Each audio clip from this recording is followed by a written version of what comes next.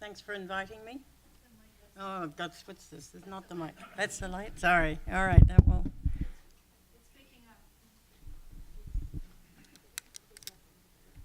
That's okay. I'm good. I probably need stand up here. It might make me feel better. Thank you. And I'm just doing the arrows. Yeah, great. Thank you. Thanks for inviting me. What I wanted to talk about today was some research that I've been doing in the Rio Grande Valley on the border between the United States and Texas.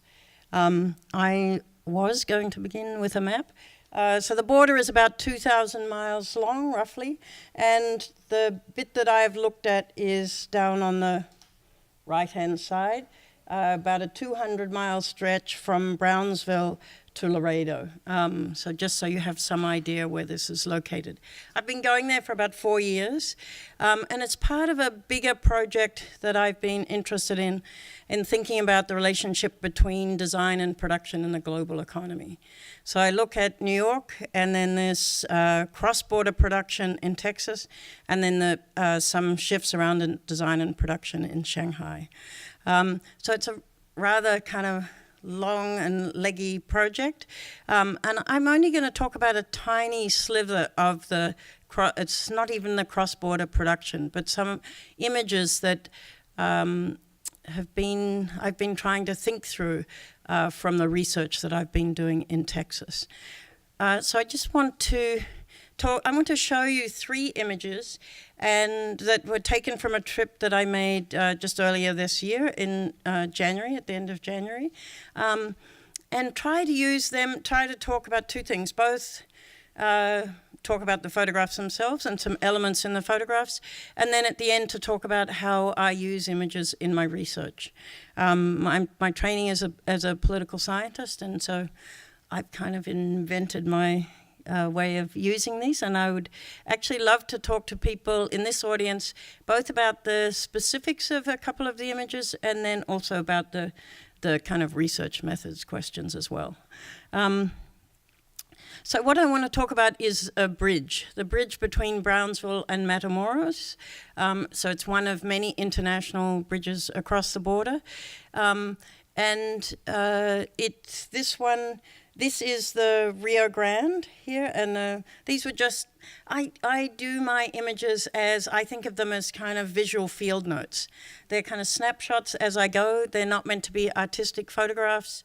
I don't actually think too much about what I'm taking. I take them just like I might jot down notes. That's the way that I use them. So this was while I was driving back from Matamoros. I was a little surprised at how little the Rio Grande looks here. Like tiny, very intimate connection between Brownsville and Matamoros. And the official US border, the territorial divide between the US and Mexico, runs right down the middle of the Rio Grande. So it's right down the center. The border thus moves as the river changes course. So it's right down the middle. And what I was struck by in this photograph, and it's been true in many of the bridges that I've looked at, is the way in which design is used to mark the divide.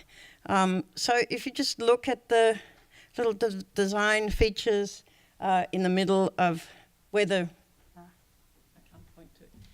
roof changes, this is a walkway across. So you'll see on the right-hand side, the roof is light gray. The left-hand side, it's green. So the green side is Mexico. The gray side is the United States.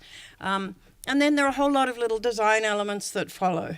The yellows are different if you move down the image a little bit. That kind of ochre on the left, a more lemony yellow on the right. And you move down further to the sort of substrate, the concrete structure underneath, painted white on the left and left unpainted on the right. And in some ways it's not surprising, but kind of a nice marking of a line in some ways, and it sits right above the center line of the bridge and the center line of the river.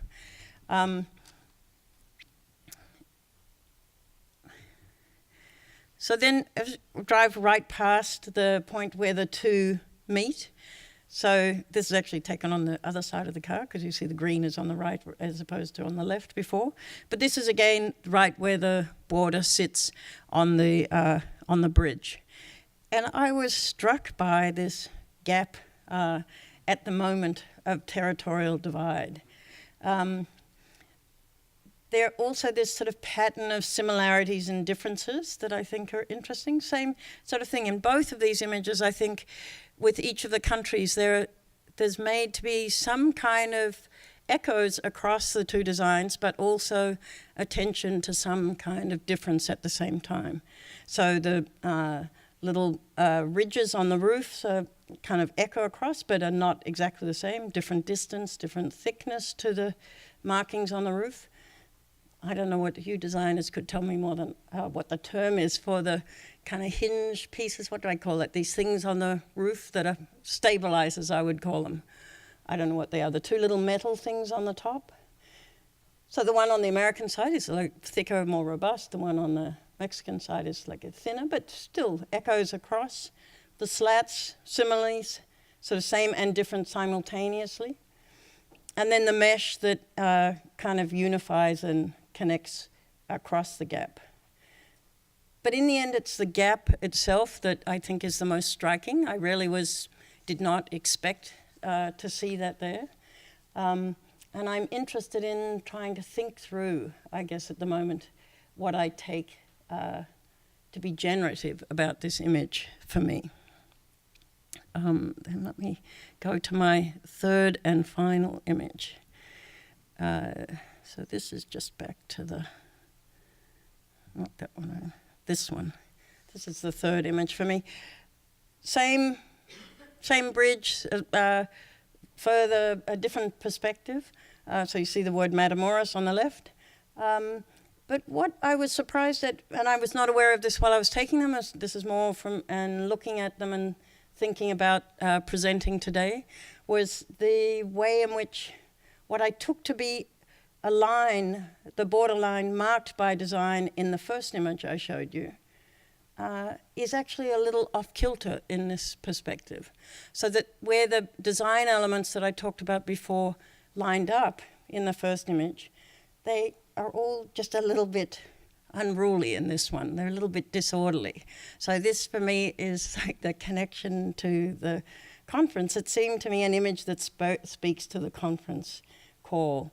That the gap, if you go down to the bottom of the gap to the yellow, actually the gap doesn't sit exactly on the yellow. It's like a foot or so off.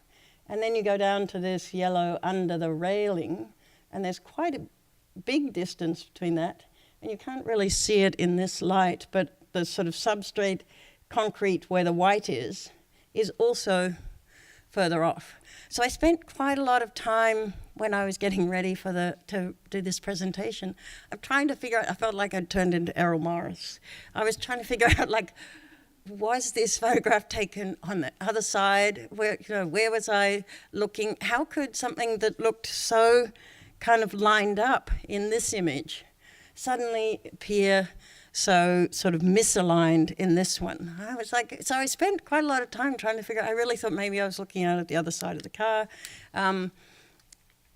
And I think if you do sort of the Errol Morris type detective work, I think if you look at the placement of the buildings behind, I think it's on the same side, it's the same gap. It's just a different perspective on the placement and the timing of going across the bridge. And in some ways, I have thought a bit about, so what's the status of that? What does it mean if this can appear so, if it's really a question of perception or of the actual materiality of the way these elements are lined up? And to some extent, that is less troubling to me. The gap, I think, is the most powerful one. The gap is the gap in kind of all the images.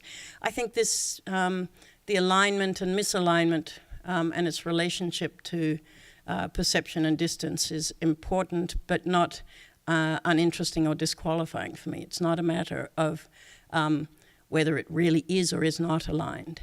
And so that really takes me to the conclusion of my thoughts for today, which is, so what do I do with these images? How do I use these images in my research? And it's not so much to think of them. I think people obviously use, visual work in very different ways. For me, it's not about data. It's not about evidence. It's not about documentation. It's not about trying to convince you about something with these images. Nor is it about trying to use them as evocative objects. What I use the images for and the way I work is to use the images as things to think with. And so that for me, these images are very much in play with a set of questions and texts that interest me in political science about how to conceptualize issues of institutional and state authority, how to think of them as either coherent or more fragmented processes. And so a lot of political science works with, I've only got like 2 minutes left, works with notions of domination, still, especially on 16th Street, domination and resistance, formal and informal, high and low. And I think most of my own work is actually interested in the kind of fissures and slippages inside the state, inside an institution. So not so much an inside and an outside, an opposition, but the way in which the exercise of authority is never complete. And I think these images kind of capture something about that for me, that the line is a sort of simultaneously declared and claimed, right as it kind of, there's some disorderliness to that claim at the very same time that it's made. So that play is exactly what I try to examine in my work. So I would take these images in two different directions. One is put them in conversation with the text that I read around about order and disorder. And then I would also use them to ask different questions when I go back into the field too.